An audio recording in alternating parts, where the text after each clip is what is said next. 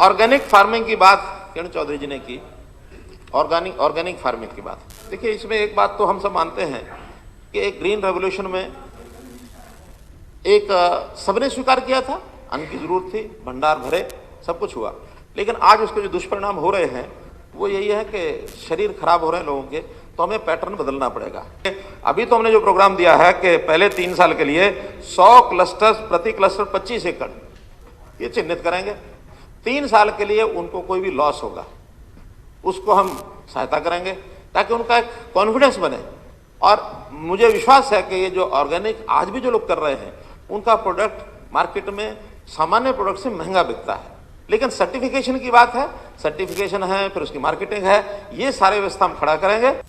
मैं हरियाणा का आंकड़ा आपको बता रहा हूं कि किसानों द्वारा पिछले जो आपने 3 साल की बात की है उसमें 1500 करोड़ रुपए की राशि प्रीमियम के रूप में दी गई है, सिर्फ 1500 करोड़ रुपए हरियाणा की। ये ठीक है कि इस 1500 करोड़ में सेंट्रल का शेयर, स्टेट का शेयर वो अलग से जाता है, लेकिन किसान को उसके बदले में 4729 करोड़ राशि के क्लेम मिले हैं। किसान को कोई नुकसान नहीं है। वैसे तो स्टेट और सेंटर का मिला करके भी कभी ये नहीं मानना चाहिए कि कोई कंपनी होगी वो लेगी कम और क्लेम ज्यादा देगी, कोई कंपनी नहीं करेगी। अगर एक आध साल इस प्रकार का हो भी गया, 1-2 साल लगातार, तो अगली बार उन्होंने प्रीमियम बढ़ा देना उसका।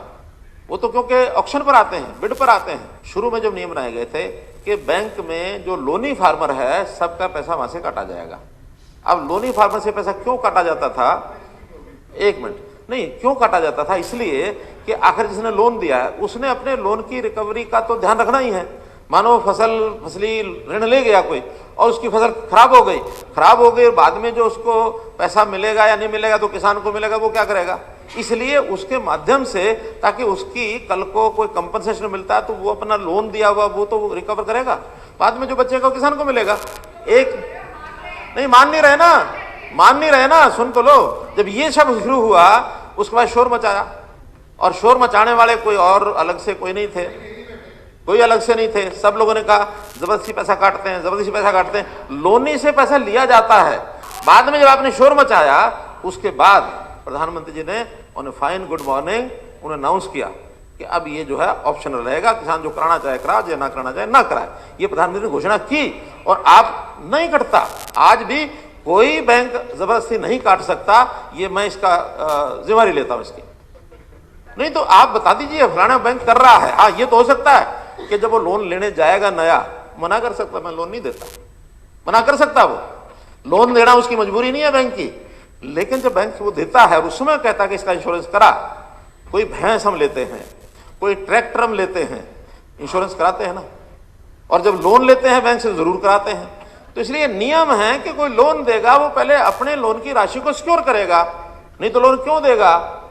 तो वही उसी लाइन पर आ जाओ आप लोग। और मैं तो पिछली बार सार्वजनिक रूप से एक अपील कर चुका हूं पिछले भाषण में कि आप लोग किसानों को, हम सब लोग किसानों को अपील करें कि वो इंश्योरेंस जरूर कराएं। अगर इंश्योरेंस नहीं कराएंगे तो सरकार की ओर से पैसा कम मिलेगा। यहाँ 12 से 15 हजार करोड़ हमने किया है, कम होगा तो कम पैसा मिलेगा, वहां 18 से लेकर 35 हजार तक करोड़ लोन मिलता है। इसलिए उसको सिक्योर करने के लिए रास्ता यही है कि उनको इंश्योरेंस करानी चाहिए।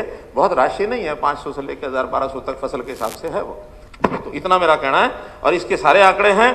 केवल खरीफ 2017 में प्रीमियम जो गया 301 करोड़ गया और 805 करोड़ रुपया क्लेम मिला। मैं अलग अलग फसलों का बता रहा हूं, क्लेम ज्यादा मिला, प्रीमियम कम गया।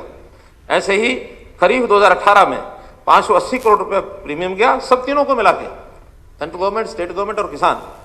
और यहां बीमा क्लेम मिला 797 करोड़ का। जो ज्यादा मिले हैं वो बता रहा हूं आपको। ऐसे ही खरीफ 2020 में 963 करोड़ रुपया तीनों का प्रीमियम गया और 995 करोड़ रुपया क्लेम मिला। हाँ, बाकी आंकड़े भी हैं कि जहां क्लेम ज्यादा यानी प्रीमियम ज्यादा गया, क्लेम कम मिला। तो ये मिक्सअप